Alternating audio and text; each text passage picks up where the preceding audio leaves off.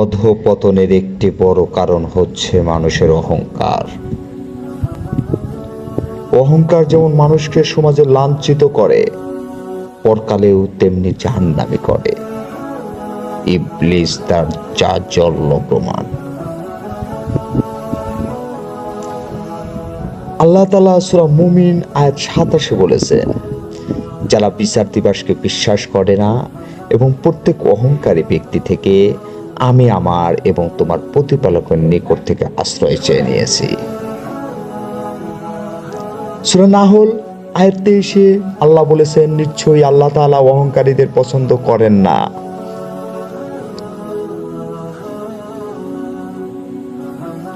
সূরা লুকমান আয়াত ১৮ আল্লাহ বলেছেন, অহংকার বশত তুমি মানুষকে অবজ্ঞা করো না, পৃথিবীতে অহংকার করে বিচরণ করো না, কারণ আল্লাহ কোনো অহংকারীকে পছন্দ করেন না।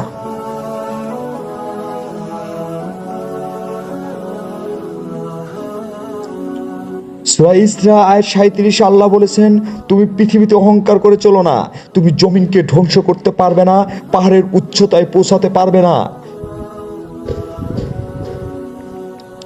হযরত আবু হুরায়রা রাদিয়াল্লাহু আনহু হইতে বর্ণিত, রাসূল করিম সাল্লাল্লাহু আলাইহি সাল্লাম বলেন, এক ব্যক্তি দুটি চাদর পরে অহংকার করে বিচরণ করেছিল। এই অহংকার করে বিচরণ করাটা তাদের কাছে পছন্দ ছিল, তাকে জমিনে ধসিয়ে দেওয়া হয়েছিল। হাদিসে এসেছে, কিয়ামত পর্যন্ত সে মাটির মধ্যে ঢুকতে থাকবে।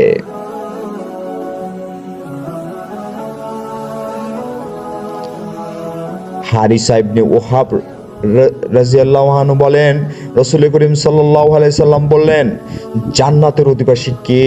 আমি তোমাদের বলি, শোনো।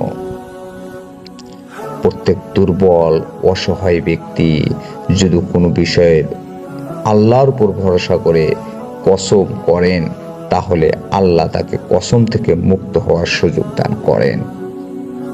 আর জাহান্নামের অধিবাসী হলো প্রত্যেক রূঢ় স্বভাবের অহংকারী, আত্মম্বারী ব্যক্তি, অহংকারী ব্যক্তি, আত্মধম্বকারী ব্যক্তি। অন্য বর্ণনায় এসেছে প্রত্যেক রূঢ় স্বভাবের মিথ্যা দাবিদার, দাম্ভিক ব্যক্তি।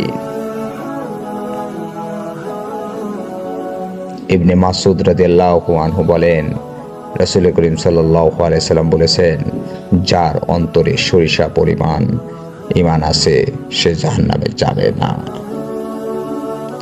যার অন্তরে সরিষা সম পরিমাণ অহংকার আছে সে জান্নাতে যাবে না।